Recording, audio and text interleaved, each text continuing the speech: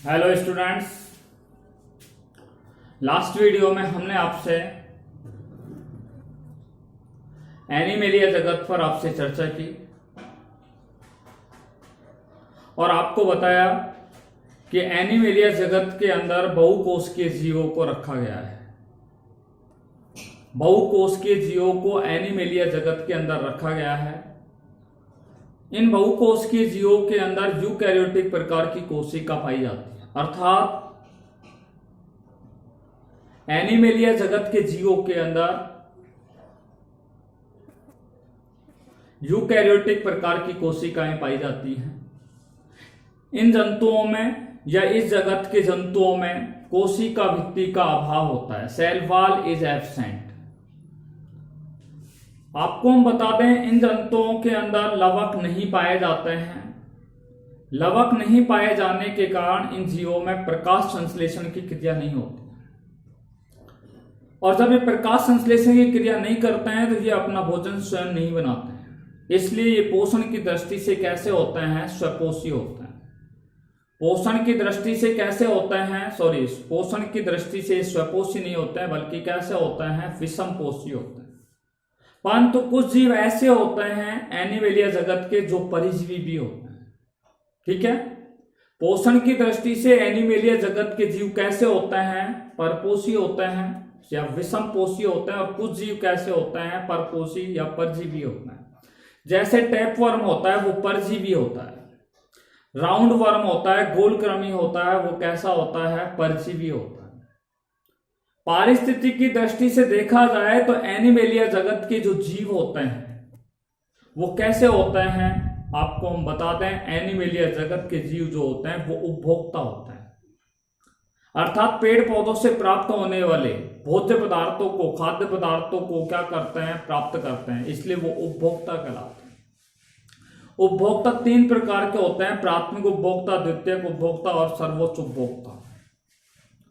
देखिए, इसके पश्चात हमने आपको बताया कि जो एनिमेलिया संघ के जो जंतु होते हैं उन जंतुओं को अंदर मुख्य रूप से क्या पाया जाता है? लैंगिक जनन पाया जाता है। केवल कुछ निम्न श्रेणी के जीवों को छोड़ दिया जाए, निम्न श्रेणी के कुछ जीवों को छोड़ दिया जाए तो ज्यादातर जंतुओं के अंदर क्या पाया जाता है? लैंगिक जनन की क्रिया पाई जाती है। क्या पाई जाती है? लैंगिक जनन की क्रिया पाई जाती है। Is it clear? देखिए, कुछ जीव जो होते हैं, मैं आपको बता दूं, कुछ जीव जो होते हैं, ठीक है, उनमें मांसपेशियां पाई जाती हैं और मांसपेशियों की उपस्थिति के कारण उनमें संकुचन और क्या होता है? विश्रांति होती है।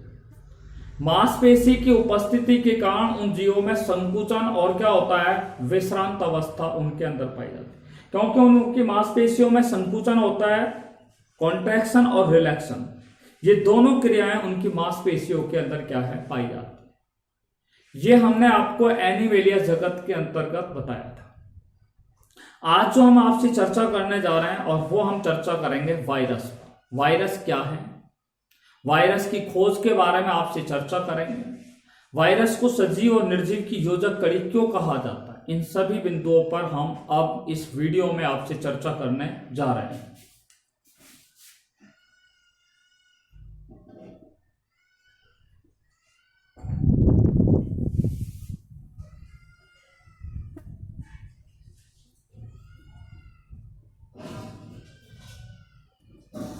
लेसन नंबर 2 हमारा लगातार चल रहा है, जिसका नाम है क्लासिफिकेशन ऑफ एनिमल्स, और आज का हमारा टॉपिक है विषाणु। आज का हमारा टॉपिक है विषाणु। ठीक है, विषाणु क्या है? देखिए, विषाणु शब्द की जो उत्पत्ति हुई है, विषाणु शब्द की जो उत्पत्ति हुई है, ठीक है, वो लैटिन भाषा के शब्द से हुई है। विषाणु शब्द की जो उत्पत्ति हुई है, ठीक है, विषाणु शब्द की उत्पत्ति लैटिन शब्द से हुई है। इस विषाणु शब्द की उत्पत्ति कौन से शब्द से हुई है? लैटिन शब्द से हुई है। और लैटिन शब्द किससे हुई है? वायरस से हुई है। वायरस से हुई है। तो विषाणु शब्द की उत्पत्ति लैटिन भाषा के, ठीक है, लैटिन भाषा का या लैटिन शब्द किससे हुई है? वायरस से हुई है। वायरस का अर्थ क्या होता है? Poisonous flood. Poisonous flood, virus का अर्थ क्या होता है? पॉइजनस फ्लड, जिसको हिंदी में बोलते हैं विषैला द्रव।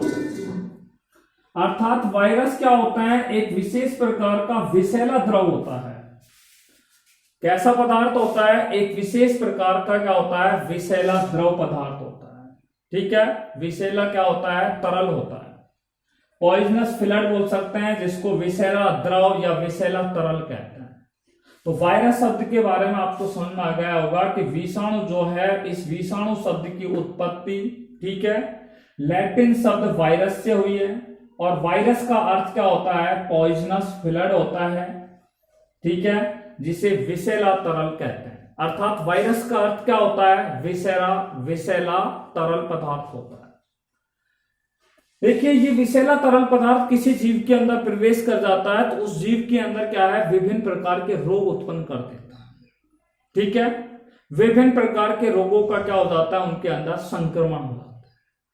देखिए, वायरस की खोज किसने की थी? अब इस पे बात कर रहे हैं। विषाणु की खोज या वायरस की खोज किसने की थी? तो वायरस की जो खोज की गई थी वो 1892 में एक वैज्ञानिक हुए थे जिनका नाम था डीजे इवानोविस्की। डीजे इवानोविस्की नाम का एक वैज्ञानिक था। उस डीजे इवानोविस्की नाम के वैज्ञानिक ने वायरस की क्या की है? खोज की। वायरस की खोज किसने की है? डीजे इवानोविस्की नाम के वैज्ञानिक ने वायरस की क्या है? खोज किया। ठीक है, अब इन्होंने किस तरीके से उसकी खोज की है उसके बारे में बात कर रहे हैं कि डीजे इवानोविस्की ने इस वायरस की खोज किस प्रकार से की है। देखिए, तंबाकू का एक पौधा है, ठीक है, और उस तंबाकू के पौधे के अंदर क्या लगा हुआ है? रोग लगा हुआ है। तंबाकू की पत्तियों में क्या आ जाती है? हरिमाहीनता उत्पन्न हो जाती है। कई जगह उनकी पत्तियों में क्या है? हरी पत्तियों के अंदर चकत्ते से बन जाते हैं। तो उस रोगी पौधे की पत्तियों को उन्होंने लिया और रोगी पौधे की पत्तियों को लेकर के और उस पौधे का क्या है? रस निकाला।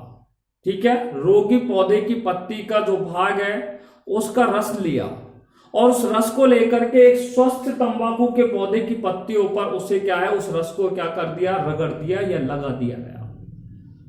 लगाने से उस तंबाकू के पौधे में मोजेइक रोग का वायरस क्या हो जाता है? उत्पन्न हो जाता है। तंबाकू के उस पौधे में मोजेइक वायरस रोग क्या हो जाता है? उत्पन्न हो जाता है। इसलिए हम कह सकते हैं कि डीजे इवानोविस्की ने वायरस की क्या की है? खोज की है। तो वायरस की खोज किसने की? डीजे इवानोविस्की ने की। और किस तरीके से की? उन्होंने किस तरीके से इस वायरस का पता लगाया?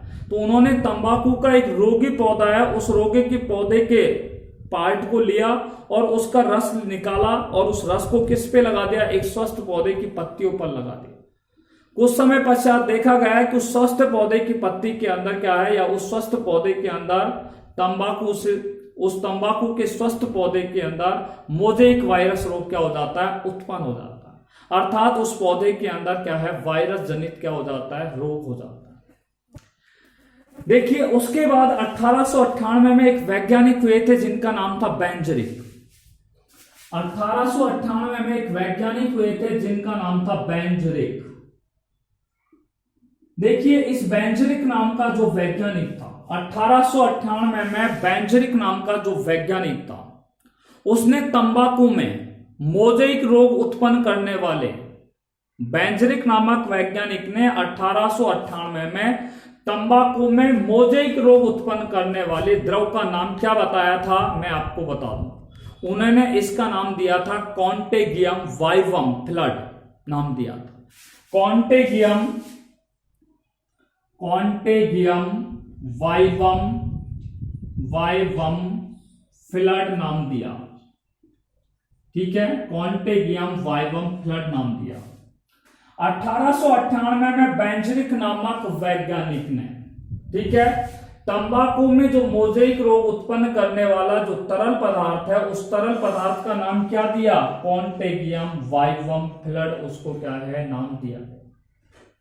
ये हम वायरस का इतिहास पढ़ रहे हैं एक प्रकार, ठीक है, history of virus. Just we are going to study about history of virus. Virus का इतिहास के बारे में पढ़।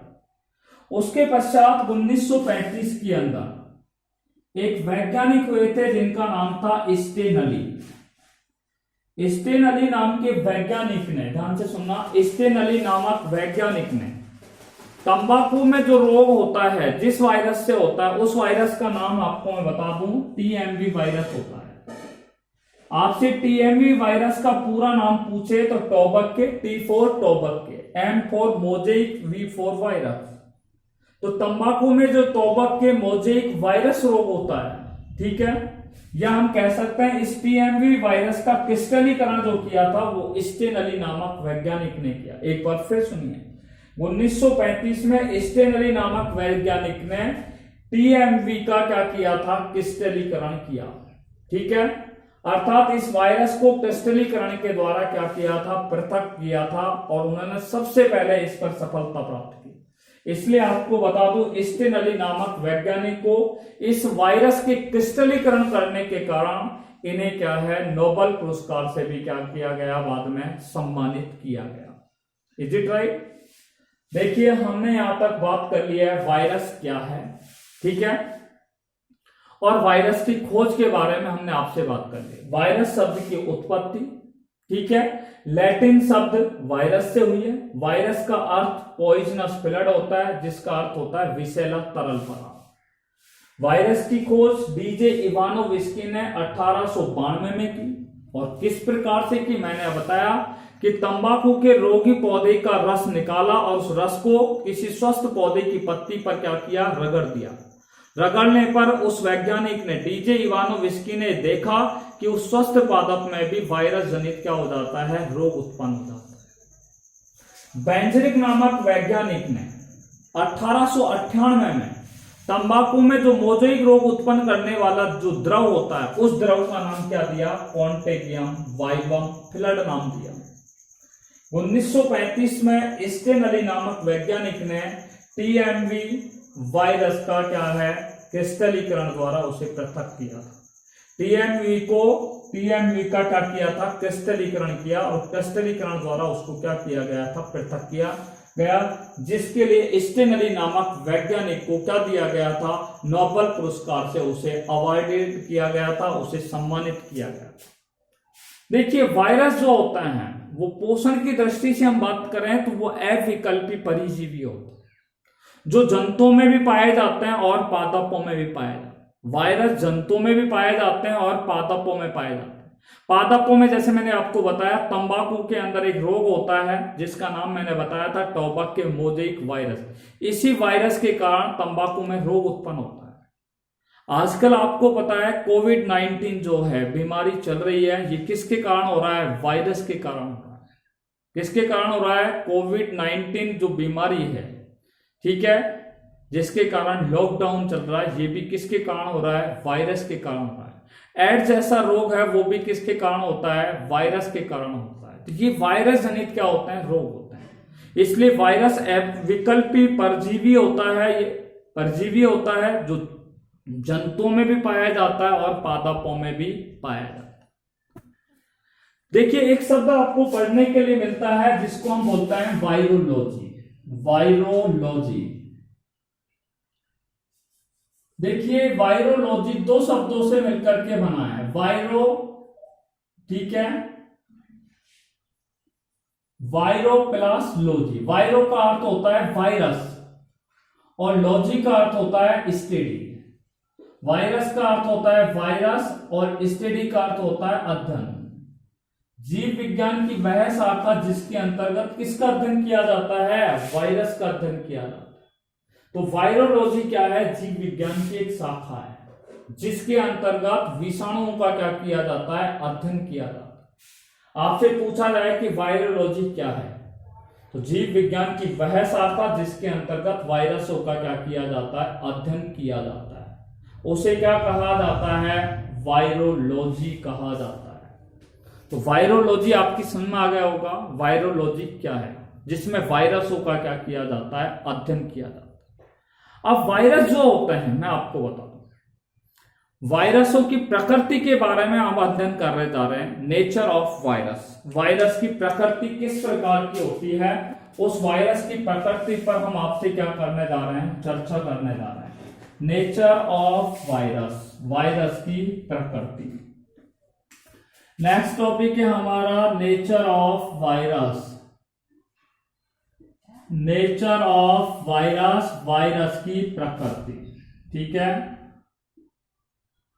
वायरस की प्रकृति, इस पर हम आपसे बात कर रहे हैं, ध्यान से सुनिएगा। देखिए वायरस की प्रकृति कैसी होती है। वायरस में कुछ लक्षण जो होते हैं वो सजीवों के पाए जाते हैं और कुछ लक्षण किसके पाए जाते हैं, निर्जीवों के पाए जाते हैं। वायरसों में कुछ लक्षण तो सजीवों के पाए जाते हैं और कुछ लक्षण किसके पाए जाते हैं, निर्जीवों के लक्षण पाए जाते हैं। क्लियर बात है। इसलिए वायरस जो है इन दोनों के लक्षण पाए जाते हैं। वायरसों में सजीवों के भी पाए जाते हैं, निर्जीवों के भी पाए जाते हैं। इसलिए वायरस को सजीव और निर्जीव की क्या कहा जाता है, योजक कड़ी कहा जाता है। वायरसों को सजीव और निर्जीव की योजक कड़ी क्यों कहा जाता है, क्योंकि वायरस में सजीवों के लक्षण भी पाए जाते हैं, कुछ लक्षण उनमें निर्जीवों के भी पाए जाते हैं। इसलिए वायरस को सजीव और निर्जीव की क्या कहा जाता है, योजक कड़ी कहा जाता है। अब हम बात करते हैं भी वायरस जो है उनमें कौन से सजीवों के लक्षण पाए जाते हैं। ठीक है, तो हम बात कर रहे हैं वायरसों में सजीवों के लक्षण, लिविंग कैरेक्टरिस्टिक्स ऑफ वायरस। ठीक है, वायरसों में सजीवों के लक्षण, वायरसों में सजीवों के लक्षण, सजीवों के लक्षण। ठीक है, देखिए वायरसों में कौन से सजीवों के लक्षण पाए जाते हैं, living characteristics of, living characteristics of virus. वायरसों के अंदर सजीवों के लक्षण। ठीक है, वायरसों में सजीवों के कौन से लक्षण पाए जाते हैं, which characters is found in viruses. देखिए पहला कैरेक्टर मैं बात कर रहा हूं। ठीक है, वायरस जो होते हैं वो ताप के प्रति अपनी अनुक्रिया को दर्शाते हैं। एक स्पेशल टेम्परेचर पर वायरस अपनी अनुक्रिया को क्या करता है, प्रदर्शित करता है। वायरस जो होता है वो एक विशेष रासायनिक पदार्थ पर अपनी अनुक्रिया को दर्शाता है। वायरस जो होता है वो विकिरण, यानी कि विभिन्न प्रकार की विकिरण होते हैं, एक्स विकिरण होती है, अल्फा बीटा गामा रेज होती है। तो ये विभिन्न प्रकार की जो विकिरण होती हैं उन पर अपने क्या करते हैं, अपनी अनुक्रिया को या अपने उद्दीपनों को क्या करते हैं, प्रदर्शित करते हैं। तो वायरस क्या है, सजीव और निर्जीव। सजीव का पहला लक्षण मैंने बताया कि वायरस जो होते हैं वो ताप के प्रति, ठीक है, रासायनिक पदार्थों के प्रति और विकिरणों के प्रति अपनी अनुक्रिया को क्या करते हैं, अपनी अनुक्रिया को क्या करते हैं, प्रदर्शित करते हैं। ठीक है, अगर निर्जीव होता तो ताप से कोई प्रभाव नहीं पड़ता, रासायनिक पदार्थों से उनके ऊपर कोई प्रभाव नहीं पड़ता, विकिरणों से उनके ऊपर कोई प्रभाव नहीं पड़ता। इसलिए वायरस जो होते हैं, ताप है, रासायनिक पदार्थ है, विकिरण है, इन सभी के प्रति अपनी अनुक्रिया को क्या करते हैं, दर्शाते हैं।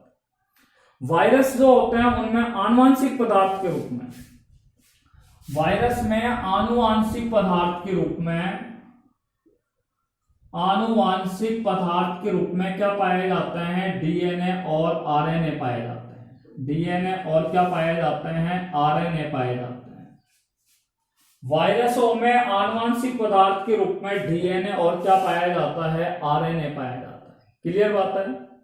वायरसों में आनुवांशिक पदार्थ के रूप में डीएनए और क्या पाया जाता है, आरएनए पाया जाता है। ठीक है, डीएनए का नाम आप जानते हो, डीऑक्सीराइबोज। डी का अर्थ हो गया डीऑक्सीराइबोज, एन का अर्थ होता है न्यूक्लिक और ए का अर्थ होता है एसिड। डीऑक्सीराइबोज न्यूक्लिक अम्ल, ये तो हो गया डीएनए का पूरा नाम। आरएनए का देखो यहां से बोल देंगे राइबोज न्यूक्लिक अम्ल। तो आनुवांशिक पदार्थों के रूप में इनमें क्या पाए जाते हैं, वायरसों में आनुवांशिक पदार्थ के रूप में डीएनए और आरएनए पाए जाते हैं। ठीक है, और ये आनुवांशिक जो पदार्थ होते हैं, इन आनुवांशिक पदार्थों की क्या होती है, पुनरावृत्ति होती है, रिप्लिकेशन होता है। ठीक है, रिप्लिकेशन का मतलब उनके क्या है, उनके अंदर जो नाइट्रोजन क्षारक है उनका पुनर्निर्माण होता है। एक सीधे शब्दों में हम बता रहे हैं फिलहाल। तो वायरस में आनुवांशिक पदार्थों की क्या होती है? पुनरावृत्ति होती है। वायरस में आनुवांशिक पदार्थों की क्या होती है? पुनरावृत्ति होती है। वायरसों में आनुवांशिक पदार्थों की क्या होती है? पुनरावृत्ति होती है। बात समझ आ गई? तो वायरस में आनुवांशिक पदार्थों की क्या होती है? पुनरावृत्ति होती है। तीसरा करैक्टर मैं बता रहा हूं कि जो वायरस होते हैं, वायरस जो होते हैं उनमें क्या होता है? उत्परिवर्तन का लक्षण पाया जाता है। वायरसों में उत्परिवर्तन का एक महत्वपूर्ण क्या पाया जाता है? लक्षण पाया जाता है।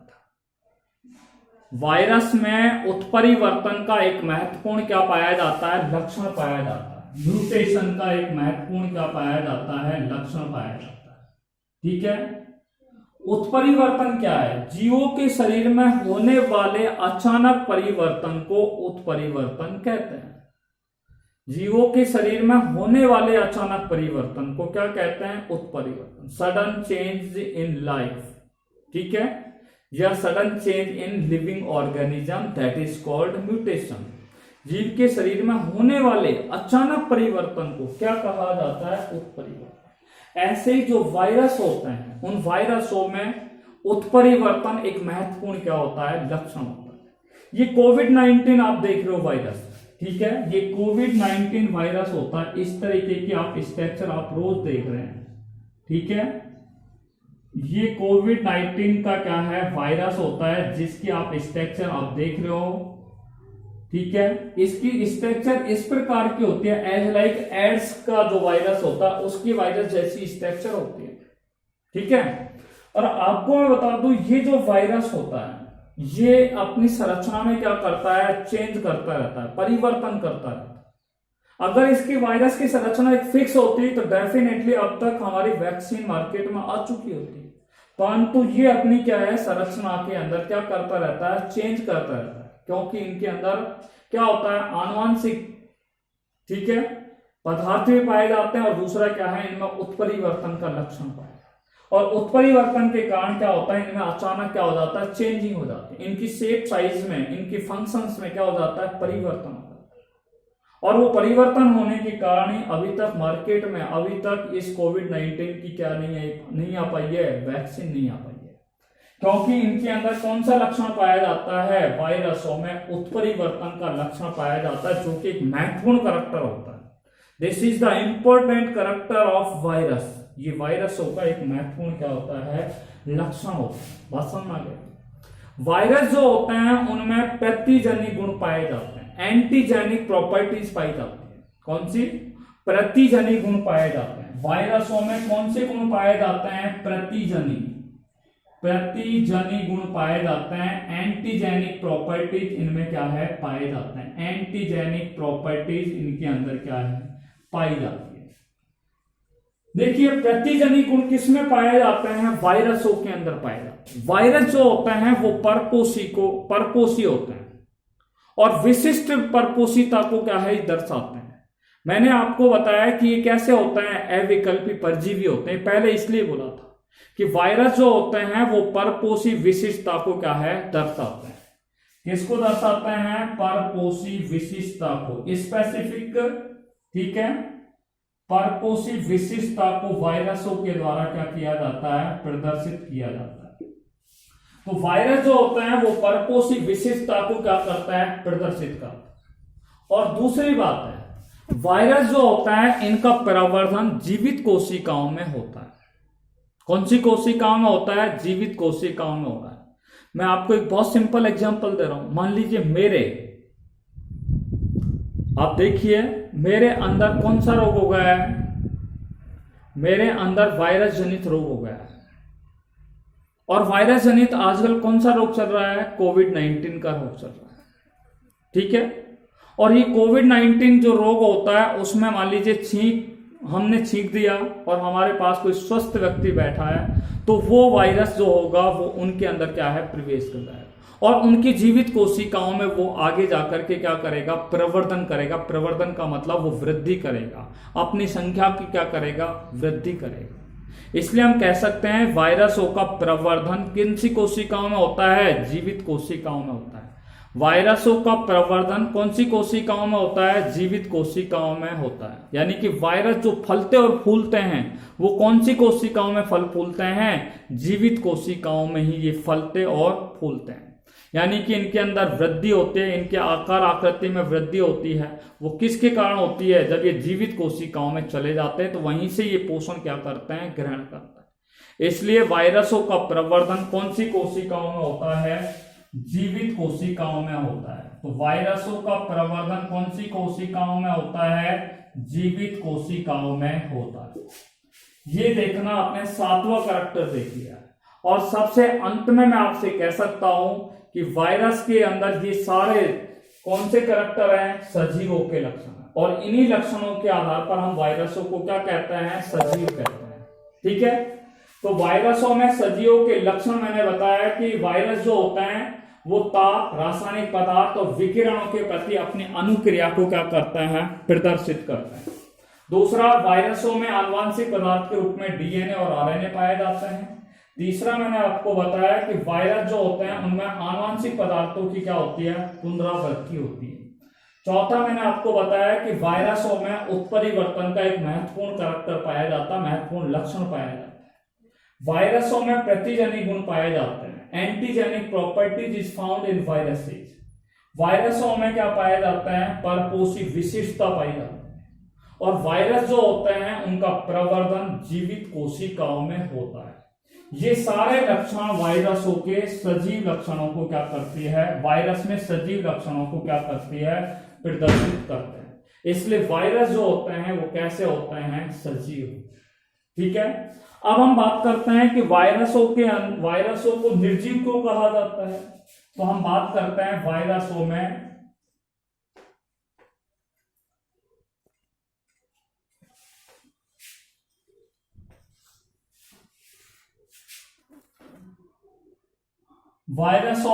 निर्जीवों के लक्षण। वायरस में निर्जीव के कौन कौन से लक्षण पाए जाते हैं? यानी कि non living characteristics of virus. वायरसों में निर्जीवों के कौन कौन से लक्षण पाए जाते हैं? देखिए, जो क्रिस्टलीकरण होता है वो निर्जीव पदार्थों का ही होता है, सजीवों का नहीं होता है। इसलिए वायरसों का क्या किया जाता है? क्रिस्टलीकरण किया जाता है। और क्रिस्टलीकरण किया होता है, इसी कारण वायरसों को क्या माना गया है? निर्जीव माना गया है। तो विषाणुओं का क्या किया जाता है? क्रिस्टलीकरण किया जा सकता है, क्रिस्टलाइजेशन।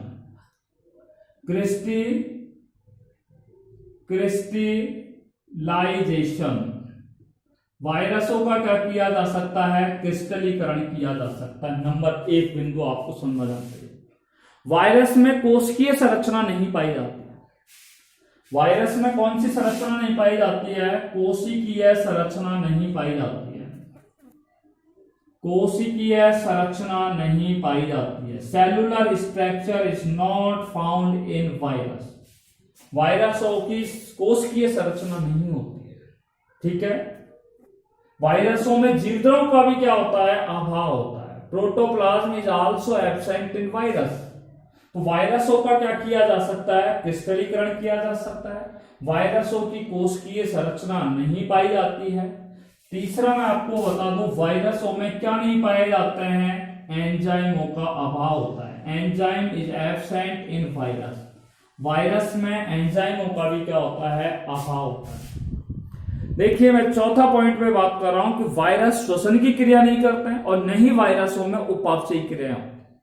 वायरसों में न तो उपापचयी क्रिया होती है, न तो मेटाबॉलिक रिएक्शन होते हैं और न ही क्या होती है? रेस्पिरेशन की क्रिया होती है। तो वायरसों में श्वसन और उपापचय की क्रियाएं उनके अंदर क्या है? नहीं पाई जाती है। श्वसन और उपापचय की क्रियाएं भी क्या है? उनके अंदर नहीं पाई जाती। इसलिए वायरस जब श्वसन ही नहीं करेंगे तो क्या है? कौन सा लक्षण को दर्शाता है? वो निर्जीव लक्षणों को क्या करता है? दर्शाता है। वायरस जो होते हैं, आपको बता दो, अपने विशिष्ट परपोषी कोशिका के बाहर कैसे रहते हैं? वायरस अपने विशिष्ट परपोषी कोशिका के बाहर कैसे रहते हैं? इनएक्टिव रहते हैं, अक्रिय रहते हैं। ठीक है। वायरस जो होते हैं अपने विशिष्ट परपोषी कोशिका के बाहर कैसे होते हैं, अक्रिय रहते हैं। विशिष्ट परपोषी कोशिका के बाहर, परपोषी कोशिका के बाहर कैसे रहते हैं, ये निष्क्रिय रहते हैं अर्थात अक्रिय रहते हैं, कोई क्रियाशीलता इनके अंदर नहीं पाई जाती है। और सबसे अंतिम करैक्टर में आपसे बात कर रहा हूं, वायरसों का निर्जीव लक्षण क्या है कि वायरस कैसे होते हैं, ऑटोकैटालिटिक होते हैं। ऑटोकैटालिटिक का अर्थ होता है स्व उत्प्रेरक होते हैं। वायरस कैसे होते हैं, स्व उत्प्रेरक होते हैं, जिनमें क्रियात्मक स्वायत्ता नहीं पाई जाती है, जिसमें क्रियात्मक स्वायत्ता क्या है, नहीं पाई जाती। तो वायरस क्या होते हैं, ऑटोकैटालिटिक, ऑटोकैटालिटिक होते हैं, ऑटोकैटालिटिक होते हैं, ठीक है। स्व कैसे होते हैं, स्व उत्प्रेरकीय होते हैं, इनमें क्रियात्मक स्वायत्ता नहीं पाई जाती। पहला पॉइंट मैंने बता दिया कि वायरस जो होते हैं उनमें क्या पाया जाता है, उनका क्रिस्टलीकरण किया जा सकता है। वायरसों में कोशिकीय संरचना नहीं पाई जाती है, ठीक है। वायरसों में एंजाइमों का अभाव होता है।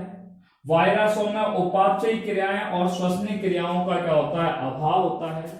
वायरसों में विशिष्ट, वायरस जो होते हैं वो विशिष्ट परपोषी कोशिका के बाहर कैसे रहते हैं, निष्क्रिय रहते हैं, अक्रिय रहते हैं। और वायरस कैसे होते हैं, स्व उत्प्रेरकीय रहते हैं, उत्प्रेरकीय होते हैं, अर्थात इनमें क्रियात्मक स्वायत्ता नहीं पाई जाती है। ये हमने आपको बता दिया है कि वायरस को क्यों तो सजीव माना गया है और क्यों ही निर्जीव माना गया है, ठीक है।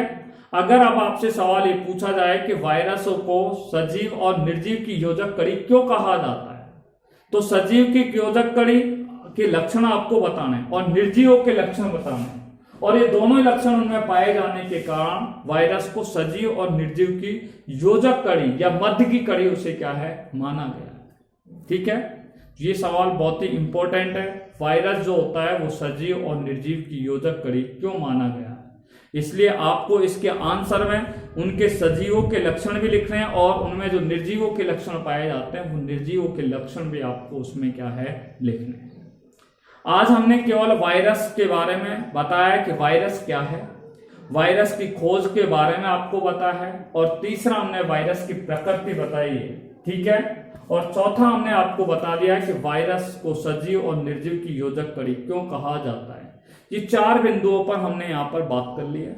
नेक्स्ट वीडियो में हम वायरस की संरचना पर बात करेंगे और सबसे अंत में इस पार्ट का एक लास्ट टॉपिक होगा, वो है लाइकेन, जिनको सैक भी कहा जाता है। शैवाल और कवकों से मिलकर के लाइकेन क्या होते हैं, बने होते हैं। इस बिंदु पर हम नेक्स्ट वीडियो में आपसे चर्चा करेंगे। Till then take care, bye corona, be safe, be happy, thanks very much.